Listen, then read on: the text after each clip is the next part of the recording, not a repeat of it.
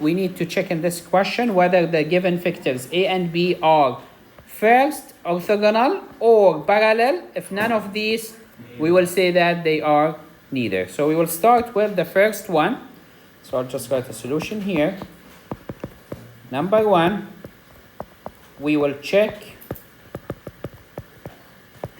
if the two vectors are orthogonal. That's it. We check if the dot product is equal to 0 or not. Now, the dot product is something easy we can find and we can check. The dot product means the first with the first, so -5 will be multiplied by 3, plus second with second, which is 4 multiplied by 4, plus third with third, which is -2 multiplied by -1. We take all those numbers, we add them, and then we get a final answer. This will be -15 plus 16, and then this one will be plus 2, so the final answer will be 3. And remember, 3 is not equal to 0. Hence, hence, these two vectors are not orthogonal. So the first case that we suspect they are orthogonal does not happening here. Now we are done from the first one, so we just cross it out. They are not orthogonal.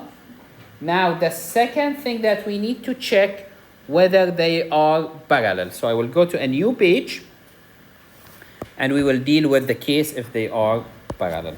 Now we need to check if these two vectors are parallel. Now, in order to check if they are parallel or not, there is two ways we can do it. Method number one, which is the standard method, but it takes a little bit of work and effort, is to find the angle. And if the angle is 0 or pi, then these two vectors are parallel. If the angle is not 0 or pi, unfortunately, those are not parallel. Now, this is a fine method, perfect, it works every time. However, the only drawback is we need to do the calculation, because to find the angle, we need to find a dot b, magnitude of a, magnitude of b, and then we divide them by each other, and then we find cosine inverse. So many steps, so many things to do. Luckily for us, method 2, which we did it before, will help us. What is method 2? Method 2, it says check if one vector is a scalar multiple of the other.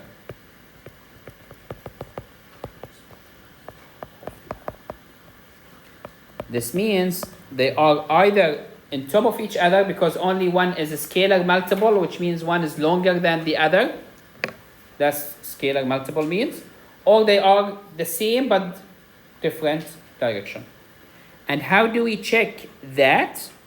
All what you need to do is you take one of the vector and you divide it by the other one. What do I mean by divided by the other one?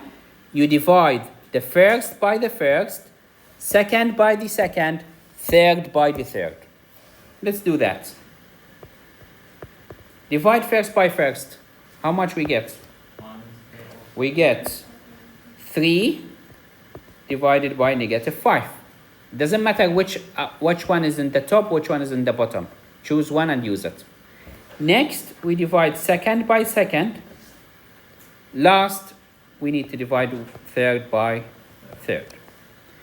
And now you ask yourself, are these equal? No.